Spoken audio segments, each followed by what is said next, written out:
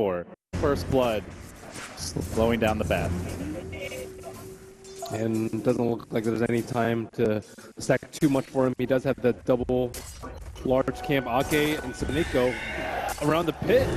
Akke gonna drop just a freebie for SoNNeikO to get the bounty room, but was it worth it? Yeah, very slow on the dive there. It is on cooldown, but just not casting in time. SoNNeikO, I think, interrupting the first one with the... Actually, it has no cast point, so can't interrupt it, but that was strange. Yeah, so overall, an interesting start to this game. A little bit more action than what we've seen in some previous. A double damager now gets scooped up by artstyle. Pain. We are going to see a very fast level 6 from SoNNeikO. Unless something disastrous happens to him. This bounty hunter is going to have a great game, at least with the early stages. Also, artstyle getting his levels here, already 4. So the Navi support's getting a ton out of the laning stage. EGM keeping right behind Bulldog to make sure that there's not an attempted maneuver. Here comes the rotation, though. Artstyle with the instant TB, but EGM ready there with the lift. The Alliance bring in 3. They get the kill on the bench. And they do this while the Slardar is still unchecked, already level 6, free farming top, already forced out a glyph. General rotates into the lane, but General is level 3. The bounty hunter leeching the experience. The trade-off is does anyone get Roche off of this? The Lions are suffering heavy economical damage though. 2 buybacks, and then now they're falling behind because of trap kills. Even if they get the Roche, I would still think that Navi has come out ahead in the past 5 minutes time. Navi unable to snag that T1. They wanted that T1 so they could feel much better about taking down that Roche on. And the Wolves keep on marching in. Sentries are here, but Navi just keeping tabs around the pit. And this time, though, General has no lasso. Nobody really in position. But as I say that, 4 Navi heroes are moving forward. They are going to look to contest this. Not even a flame break available. Tower going down freely to the Radiant. They're just so hell-bent on this Roche again, who claps the Lions. He is displeased with the number of occupying forces. This is my pity. He says, get out of here. They're trying to heal him up. There's the sun ray from Akke, but Navi converge on it. There's the swoop through. Trying to jump forward. General leaping into the pit. S4 is going to grab the Aegis. It is a dire last hit. So far, so good for Alliance. It's at long last they get that Roche, but they lose Loda again. Out for 40. It's up to S4 to turn this. He gets swapped back into the rest of the team. Navi didn't seem to be expecting it. They were all heading the other way, but they cracked the Aegis. They move forward. They chase for additional kills that are very low at this point. And S4, he's angry with how things have gone. Blinks up onto the high ground. Shadow strikes Dendi, looking for the follow-up kills here. 2 have fallen. So they get more. Bulldog chases. Stops the Midas to creep. And that'll be that. Thought he was really close to hitting a blind scream coming up from S4. Yeah, actually got clipped by the Ghost Walk slow there as he moved in and just didn't end up finding the angle. And not enough resources left. I think for that first bout they had a couple of cells, a couple of clarities, just in case there was a very extended fight, but they didn't think that it was going to last another 2 minutes. And not enough resources left in. They are grouping up here. They get down a D4, but it's under a dire sentry. And Alliance are going to immediately smoke and move in. They're looking for the jump here. Who do they get first? Loda whip on the cross to start this thing off, and now the General going for the deep flash. So S4 can they first and then shoot a spin. It's so important. He chucks out the ult, but it's as he dies with his last breath. They're already down to Queen of Pain and a Phoenix. They've gotten nothing out of this fight so far.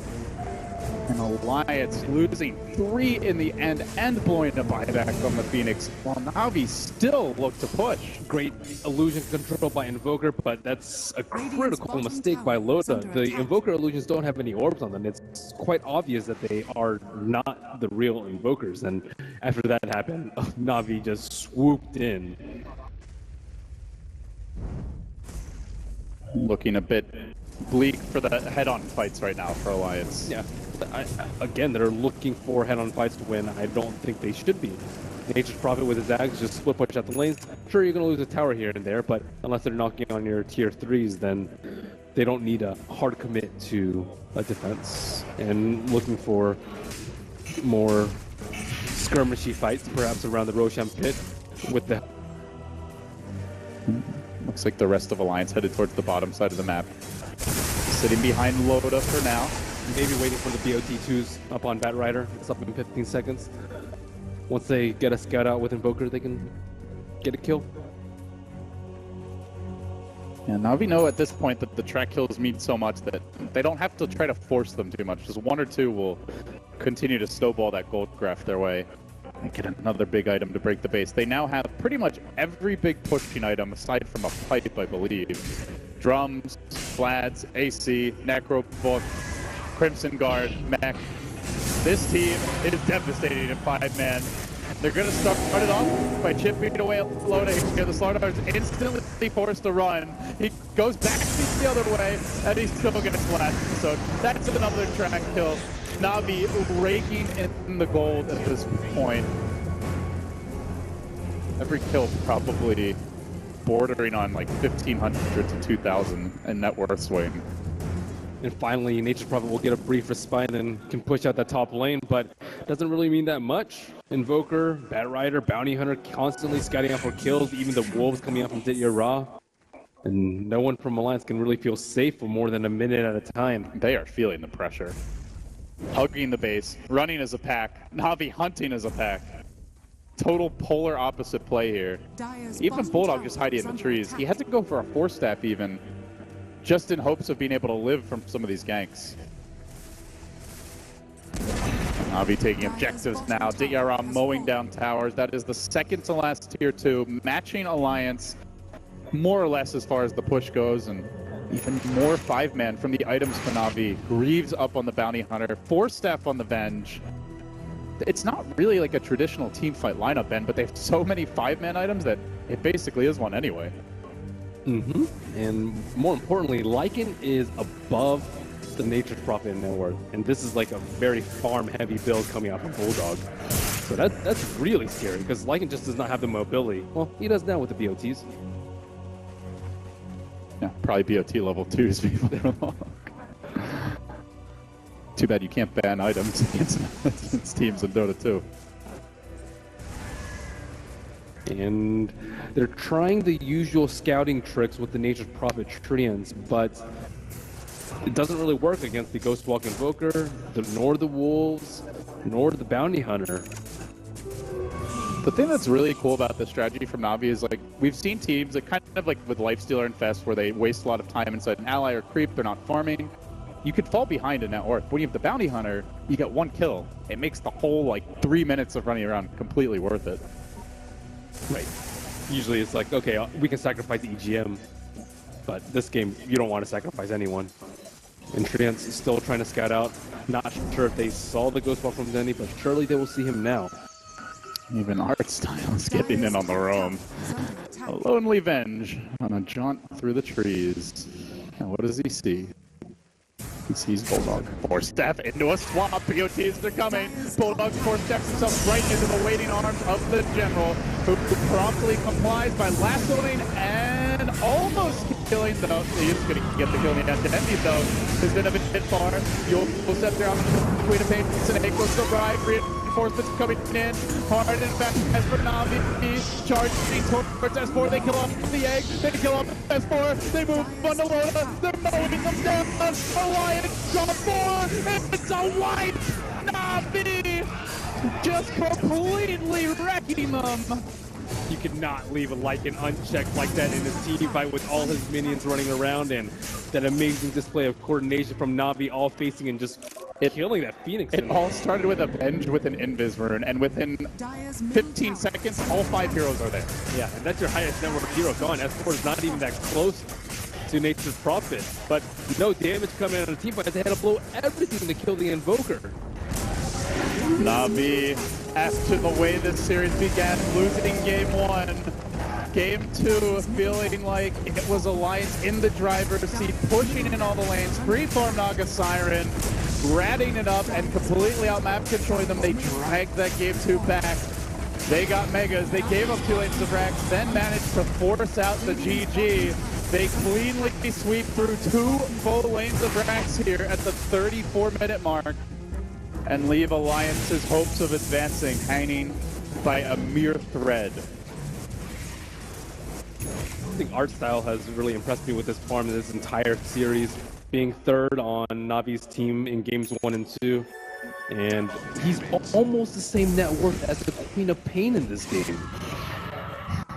Hurricane Pike Venge already. That's going to be fun. Bounty Hunter Dota. So we do see the Dire Courier flying out now. Looks like a completed Mjolnir picked up. I mean, at this point in the line, they're very committed to not fighting. So Bulldog gets more split push here. Perhaps later on can throw this on the Slardar. But Navi getting the bigger items. There's a BKB on Bat, and Ben, how do they deal with that? There's no counter for BKB Lasso. They have no swap. They have no way to purge the Lasso. They can't stun the Batrider. It's already been free kills. I kind of like what the panel said last game. It's like, yeah, you can split push all you want, but eventually you're going to have to win a big team fight. And Alliance don't seem like they're geared up for that eventual team fight that they have to win, just constantly dodging and dodging and dodging. But what happens when Navi are pushing up your T3 with Aegis, with Cheese, with BKB? How are they going to take it? Well, we're about to find out. They mowed down the Roshan and Ditya Ra with 4,300 gold bang. Dendi grabbing an egg. Aegis into the Lycan's inventory. They can get that Abyssal Blade now. And you don't even want to look at the gold graph. As you look at it like 5 times. You don't want to look at it. Avert your eyes. This is not family-friendly entertainment right now. Especially not for the Alliance fans. But it is happening, and whether you try to cover your children's eyes or not. And Navi continue to make things happen. The BKB debut to the last opponent. S4 gonna get the next kill as well. Lycan jumping at him, but can't finish him off there. Pretty good counter initiation from the Phoenix of Akke to hang on and look to turn this fight. Still though, we hold the Aegis. Alliance need a lot more than just the Bounty Hunter kill to really turn this game around. They desperately race through the trees. They're looking for that bat, but he's escaped to the north. He roams. He TPs, and he is going to make it out. That's all they get after all that. A sick play by Akke nets them a Bounty Hunter kill. And they still have the Aegis.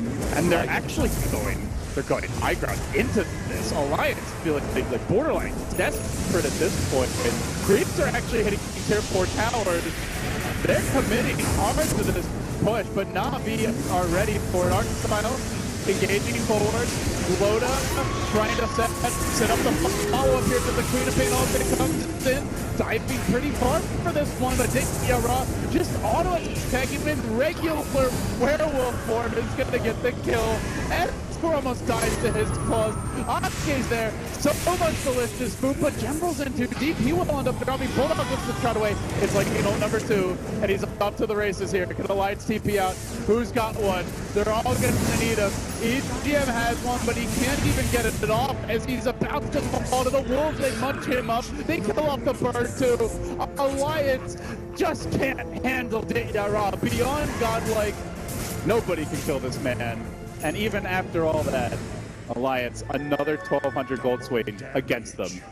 He is deceptively tanky with 29... He didn't even lose Aegis. Yeah, 29 armor. He has a fair amount of block from the Abyssal Blade. They couldn't touch him. He's just going to heal himself up as he marches down top. I think While Dendi is looking for kills. Super desperate at this point. The Batrider, no, I don't know if he needs it. Dendi might be able to kill Bulldog off on his own. He's going in there, laying into the dog. He pops him there. An easy grab.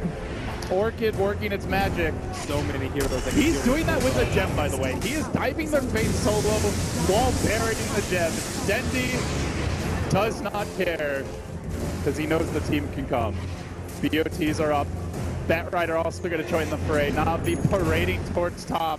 This could be the death march. Confidently looking to strut up on the high ground.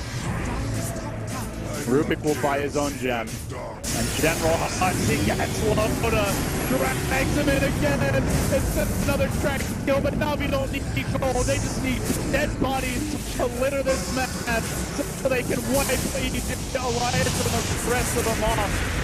And they get the second kill here. Rubick down, already bought the gem, doesn't have the buyback. Loda buys the back, but he only crushes SoNNeikO. And it feels like this is how it ends for Alliance.